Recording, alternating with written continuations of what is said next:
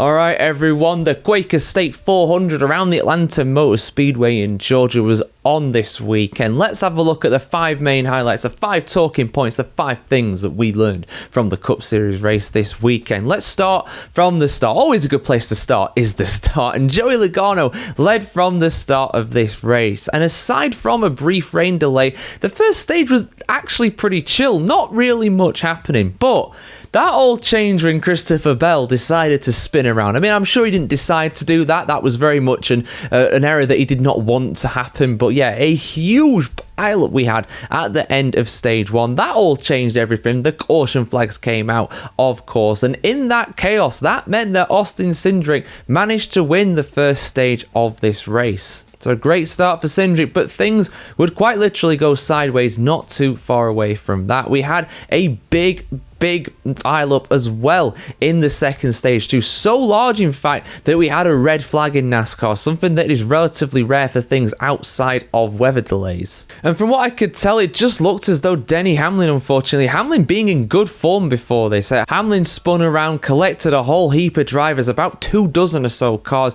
About a dozen of those would have been out of the race as well had it not been for the new rules in NASCAR that allow Cup Series drivers to get repaired during these red flag delays. Some of them actually managed to get out again. Some of them unfortunately were unable to take further part, but absolute chaos. But the third thing that we learned when we did get back underway, Chase Elliott was absolutely on a mission. This being his home circuit in Atlanta, Georgia, he hasn't won in a very long time as Elliott. He was desperate to make sure of his playoff position coming into this. We were speaking about this. Carl Edwards, former Cup Series driver, saying that he needed to get a win and to be sure of getting through to the playoffs, which was absolutely the case. But he was putting himself very much in a good position to be able to do that. And it was a fantastic battle at the front of the field in the closing stages of stage 2. We had Tyler Reddick and also Chris Buescher, and Elliott and Reddick absolutely neck and neck. There was nothing between them. That was a proper photo finish.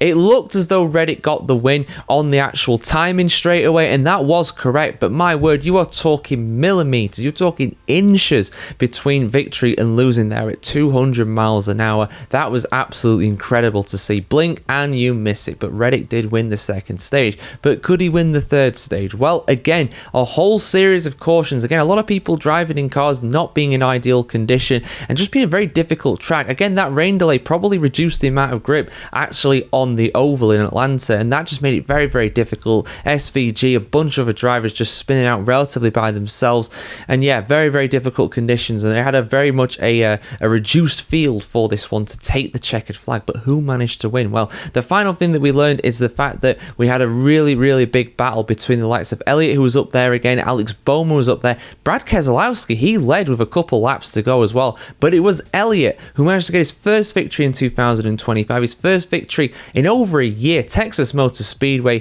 2024 was his last win, I do believe, and because of that, Elliott is into the playoffs. I think he's up into second as well in the overall drivers standing, so a great result for him. Close but no cigar for Brad Keselowski. But yeah, we go motoring on to the next round of the championship. Really good one this, very entertaining, plenty happening. No idea why the NASCAR highlights decided to show the same clip more than once. There was more than enough going on when it came to this to actually pad it out to 10 minutes of runtime. But hey, there we go, guys. Your thoughts in the comments below. Rate the race out of 10, and are you glad that Chase Elliott is definitely going to be in the playoffs now? Like, share, comment, subscribe as always, and have a fantastic day wherever in the world today, and we'll be back soon for plenty more NASCAR Cup Series action here on the channel as always, guys.